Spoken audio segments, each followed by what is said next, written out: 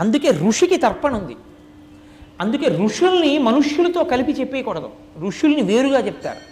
ఆర్ష సంప్రదాయము అనడానికి కారణం ఏమిటంటే ఋషులు సమాధి ఎందు కూర్చుంటే వాళ్ళకి ఈశ్వరుడు యొక్క వాక్కులు వినపడ్డాయి, వాళ్ళు మంత్రద్రష్టలయ్యారు ఋషులు. వేదాహమేతం పురుషం మహాంతం ఆదిత్యవర్ణం తపసస్తు పారే సర్వాణి రూపాణి విచిత్య ధీర నామాని కృత్వాభివదంత్యదాస్తే అని. స్వతంత్రంగా మంత్రాలు రాసేయరు ఎవరును, అలా రాసేసుకోకూడదు. ఇప్పుడు కొత్తగా లోకంలో ఏదో విచిత్రమైన పోకడ బయలుదేరింది, లఘుగాయత్రి రాసేస్తున్నారు ఒక్కొక్క రూపం మీద ఒక్కొక్కటి. అలా ఉండదు, వేదప్రోక్తములు అయి ఉంటాయి.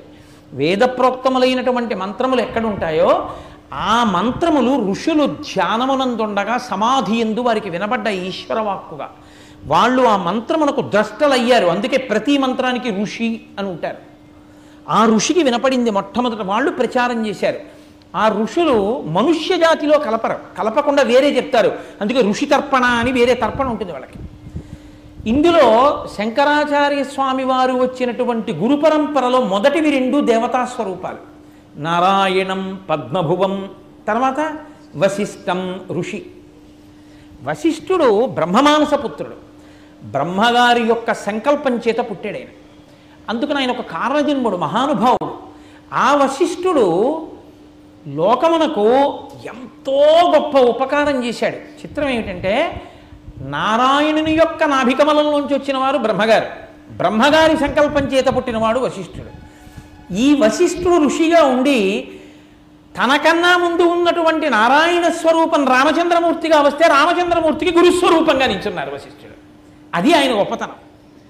నిలబడడం కాదు, ఆనాటి నుంచి ఈనాటి వరకు అద్వైత సంప్రదాయంలో అత్యద్భుతమైన గ్రంథంగా చెప్పబడేది శ్రీరామాయణం కన్నా కూడా అద్వైతంలో విఖ్యాతి వహించినటువంటి గ్రంథం అదిగో మనకి యోగవాసిష్టం, జ్ఞానవాసిష్టం అంటారు. ఆ యోగవాసిష్టాన్ని రామచంద్రమూర్తికి చెప్పినటువంటి వారు వశిష్ఠ మహర్షి. కాబట్టి ఆ వశిష్ఠుడు లోకానికి అంత గొప్ప స్థితిని అందించాడు, రామచంద్రమూర్తికి గురువయ్యాడు.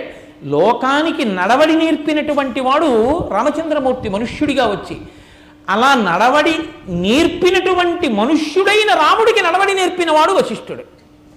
ఆ వశిష్ఠుడు ముందున్న నారాయణుడు రాముడిగా వస్తే రాముడికి గురువుగా నిలబడ్డారు, అంత గొప్పవాడు వశిష్ఠుడు. కాబట్టి నారాయణం పద్మభువం వశిష్టం శక్తించ, ఆ వశిష్ఠుడి యొక్క కొడుకు శక్తి. ఇక్కడ వరకు మీరు ఒకటి గమనించాలి, కొడుకులు వెడుతోంది గురు పరంపర. నారాయణుని నాభికమలంలోంచి బ్రహ్మగారు, బ్రహ్మగారి మనస్సంకల్పం చేత వశిష్ఠుడు, వశిష్ఠుడి కొడుకు శక్తి. గురు పరంపర వెడుతోంది, దేవతాస్వరూపం ఋషిస్వరూపం వెడుతున్నాయి. తండ్రి కొడుకు అనుబంధంలో గురు సంప్రదాయం వెడుతోంది ఇక్కడ వరకు. కానీ గమ్మత్తు చూడండి, శక్తించ, ఈ శక్తి మహర్షి వశిష్ఠుడి యొక్క కొడుకు. ఈయన ఏం చేశారు అంటే ఒకానొకప్పుడు వశిష్ఠ మహర్షి ఒక రాజుకి శాపం ఇవ్వవలసి వచ్చింది. దానికి ఒక ప్రత్యేకమైనటువంటి కారణం ఉంది. ఈశ్వరుడి లీలలు చాలా విచిత్రంగా ఉంటాయి. మాయామానుష స్వరూపం ఒక్కొక్కరి శక్తిని తెలియజేయడం కోసం ఎంతటి వాళ్ళని భ్రమలో ఉంచుతూ ఉంటాడు. ఆయన సూర్యవంశంలో ఉన్నటువంటి రాజు